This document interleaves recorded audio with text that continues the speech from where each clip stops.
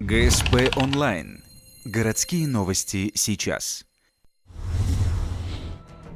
Вторник, 18:00. Спортивный комплекс «Буревестник». С яркой победой и заслуженным первым местом из столицы Республики Коми вернулся Андрей Селецов.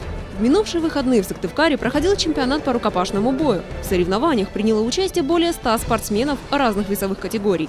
Ухтинец выступает в абсолютной категории – супертяжеловесы – 92 килограмма и выше. К соревнованиям Андрея готовит его наставник Алексей Тиранов. Андрей провел 3 боя.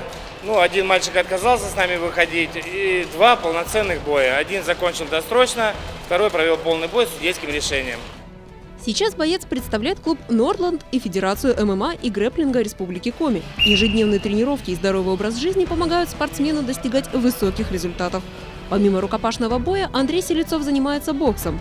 В 2013 году в этом виде единоборств он завоевал титул чемпиона республики. В феврале ему предстоит подтвердить это звание.